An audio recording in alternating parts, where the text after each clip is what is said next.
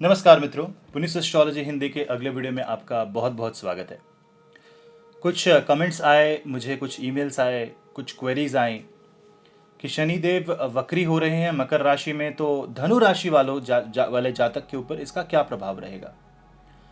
धनु राशि अपनी साढ़े साती के आखिरी चरण में है। शनिदेव ऑलरेडी करीब 6 साल आपकी राशि के ऊपर साढ़े साती का जो भोग है वो देने के बाद 2023 में वो कुंभ राशि में निकलेंगे, तो आपकी साढ़े साती का अंत होगा। लेकिन तब तक शनिदेव मकर राशि में बने रहेंगे। इस साल 140 दिनों के लिए शनिदेव की जो वक्र गति है उसके बारे में मैंने मकर राशि वालों के लिए बात की। आइए बात करते हैं आज धनु राशि वालों के लिए। यानी अगर आपका चंद्रमा धनु राशि में है आपकी कुंडली में, यानी कि जिस खाने में नंबर 9 लिखा है, अगर वहां पे आपको चंद्र दिखाई दे रहा है अपनी कुंडली में, तो आपकी धनु राशि है। इस चंद्र राशि वालों के लिए वक्री शनि का प्रभाव कैसा रहेगा साढ़े साती के दौरान, विस्तार में जानते हैं। इस वीडियो को लाइक जरूर करें और चैनल को सब्सक्राइब करना ना भूलें, क्योंकि सब्सक्रिप्शन से आप और मैं जुड़े रहेंगे। बेल आइकन दबाएं ताकि आपको मिले मेरे वीडियो की नोटिफिकेशंस।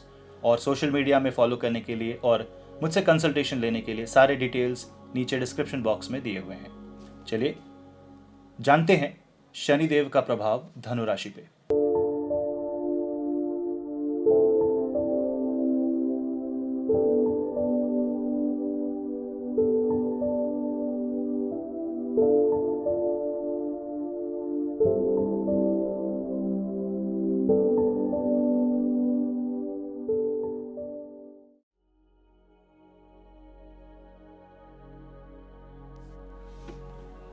धनु राशि वाले जातक जो हैं वो गुरु प्रधान जातक होते हैं।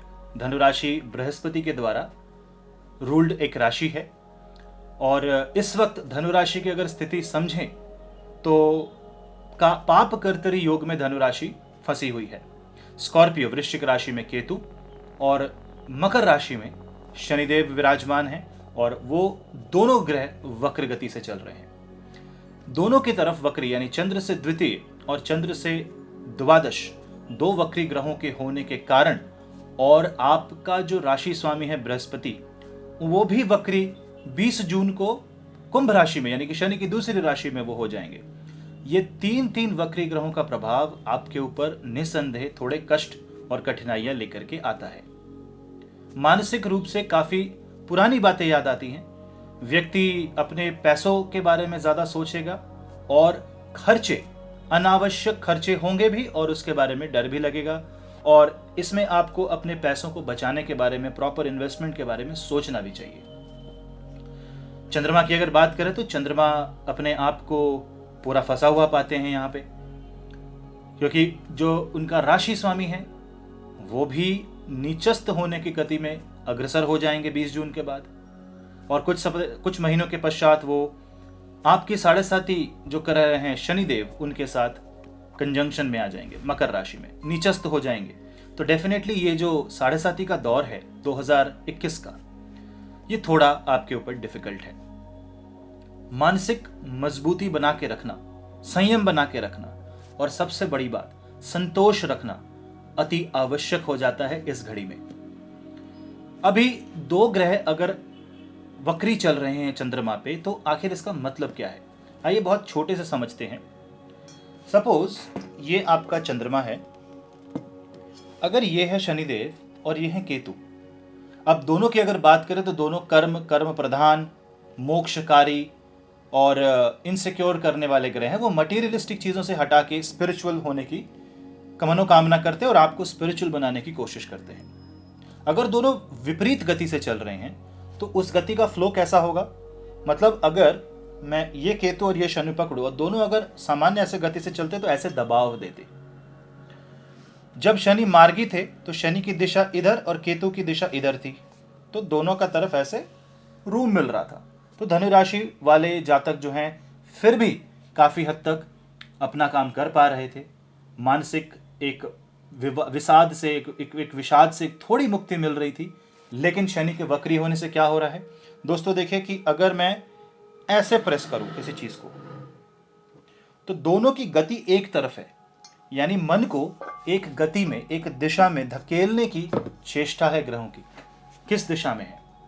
अब चंद्रमा यहाँ पे निश्चित रूप से तकलीफ में क्यों आती है, क्योंकि जिस दिशा में वो धक्का पड़ रहा है, एनर्जी का फोर्स पड़ रहा है, वो वृश्चिक राशि की तरफ पड़ रहा है, और वृश्चिक राशि चंद्र की नीचस्थ राशि है।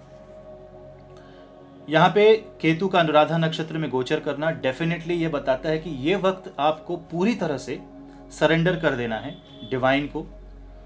आपको बिल्कुल भी किसी भी तरीके का संकोच नहीं रखना है मन में, और कोई भी नया काम शुरू करने से पहले नेगेटिव क्या हो सकता है उसके बारे में प्रिपेयर कर ले। इंग्लिश में जैसे कहते हैं, hope for the best but prepare for the worst. आप उम्मीद तो करें कि बहुत बेहतरीन होगा, अति सुंदर कार्य होगा, लेकिन काम जब बिगड़ेगा तो उसकी तैयारी भी आपके पास रहेगी। इस अवस्था में बहुत केयरफुल रहना जरूरी होता है। 12वां भाव की तरफ अगर, द्वादश भाव की तरफ अगर ऊर्जा का संचार है और द्वितीय भाव से संचार अगर हो रहा है, तो स्वयं को मोक्ष के रास्ते में ले जाना या स्वयं को बंधन से मुक्त करना, ये एकमात्र अगला उद्देश्य होगा आपका अगले 140 दिनों के लिए। अब किस तरह का बंधन हो सकता है? कोई भी ऐसा मानसिक बंधन जो आपको इस वक्त परेशान कर रहा है, कष्ट दे रहा है। शनिदेव उसको अलग करते हैं, पुरानी बातों को याद करते हैं, ये सोचिए कि वो किस वजह से शुरू हुआ था, रूट कॉज एनालिसिस करिए और वहां से इस बंधन को तोड़ने की आप कोशिश करिए, क्योंकि जब आप इस बंधन को तोड़ेंगे तभी आप अपनी सच्ची मुक्ति पा सकेंगे, और बृहस्पति देव भी आपकी सहायता तभी कर सकेंगे। अब बात आती है कि इससे राहत कब मिलेगी। तो दोस्तों, इससे जब बृहस्पति देव जब कुंभ राशि में गोचर करेंगे इस साल के अंत में, नवंबर के महीने में, तब इससे काफ़ी राहत मिलेगी, क्योंकि शनि भी मार्गी हो जाएंगे, केतु की डिस्टेंस भी काफ़ी हद तक बढ़ जाएगी, वो चंद्र से बहुत दूर हो जाएंगे आपके, और अचानक से आपके मन में बल आ जाएगा, ज्ञान आ जाएगा, और आप अपने एक्सपीरियंस से सीखेंगे। तो अगले 140 दिन आपको बहुत सारे अनुभव करवाएंगे। उस अनुभव को बिल्कुल एब्जॉर्ब करें, एक्सेप्ट करें, और सरेंडर की भावना से उस एक चीज़ को त्यागें जिस चीज़ को आप अनावश्यक पकड़ के बैठे हो, जो कि आपको बहुत परेशान कर रही है।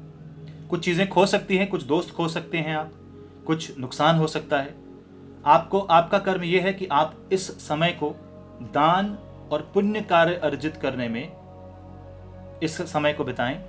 दान बहुत करें। 12वां जो भाव होता है वो खर्चे का होता है, लेकिन द्वादश भाव व्यय भाव तो है, लेकिन व्यय अगर किसी के फल के लिए हो, किसी की अच्छाई के लिए हो, तो उसे दान कहते हैं, वह व्यय नहीं रहता। तो इस टाइम में आप दान जरूर करें और माँ काली की पूजा अवश्य करें। शनि और केतु से फंसने के कारण व्यक्ति मोह माया के बंधन से निकलने लगता है और उसका ध्यान मोक्ष की तरफ बढ़ता है, चाहे वो चाहे या न चाहे। तो अगर कोई किसी की इच्छा है, कोई बहुत आध्यात्मिक है, तो वो सन्यासी जीवन की तरफ अग्रसर हो जाएगा।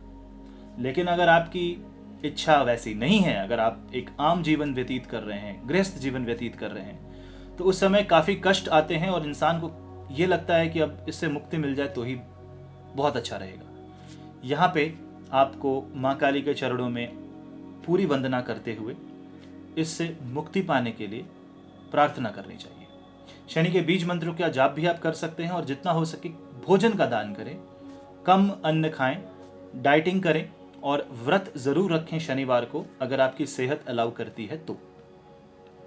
इसके साथ साथ आप अपने भोजन करने से पहले ईश्वर की प्रार्थना करें, उन्हें धन्यवाद दें कि आपके थाली में भोजन आता है, कि शनिदेव किसी भी चीज़ की डेफिसिट क्रिएट कर सकते हैं, केतु भी डेफिसिट क्रिएट कर सकता है। ये वक्त एक्चुअली आपको देने का है, लेने का नहीं। तो 140 दिन आपका कर्तव्य है कि आप जितना दे सकें, जितना बांट सकें, जो भी आपके पास है उतना बांटें। इससे आपको 140 दिन तक काफ़ी रिलीफ मिलेगा।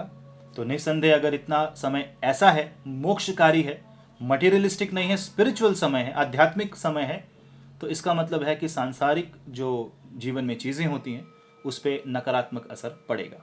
आपका मोह बंधन होगा और आपको उठा करके वो द्वादश भाव में ले जाके रख देगा। रात के समय प्रार्थना करके ज़रूर सोएं और रात में न जागें, हो सके तो सूर्योदय से पहले उठने की कोशिश करें। अगर आपका चंद्रमा राहु के साथ है धनु राशि में, केतु के साथ है धनु राशि में, या स्वयं शनि के साथ ही है धनु राशि में, या आपकी बृहस्पति या चंद्र की महादशा या अंतरदशा चल रही है, तो इस वक्त आपके ऊपर इसका सर्वाधिक प्रभाव पड़ेगा। बाकियों के ऊपर भी पड़ेगा, पर जो मैंने कंडीशन बताई उस पर सबसे ज़्यादा प्रभाव पड़ेगा। ध्यान रखें, सतर्क रहें, अनावश्यक खर्चे और नुकसान से बचने के लिए जो प्रयास कर सकते हैं करें, अपने कर्मों को सही रखें, जितना हो सके मौन धारण करने की कोशिश करें, कम बात करें और दान पे, अच्छे कर्मों पे अपना फल बनाने की कोशिश करें और शनिदेव को ये बताएं कि कैसे आपने जीवन से उन्नति पाने के लिए, आध्यात्मिक उन्नति पाने के लिए क्या सीखा, what did you learn spiritually, आप कैसे आगे बढ़ सकते हैं। ये बताने से ही आपके 7.5 का जो रियल जो सिग्निफिकेंस है वो आ जाएगा और आपको कष्टों से मुक्ति मिलेगी। उम्मीद करता हूँ इस वीडियो से आपको कुछ हेल्प मिलेगी, आप कुछ समझ पाओगे और 7.5 से दुष्प्रभावों से आप अलर्ट हो पाओगे और एक कहते हैं ना इन्फॉर्म्ड डिसीजन लेने में आप समर्थ रहोगे। वीडियो को लाइक ज़रूर करें अगर आपको अच्छा लगा, अपने सुझाव कमेंट सेक्शन में ज़रूर दें।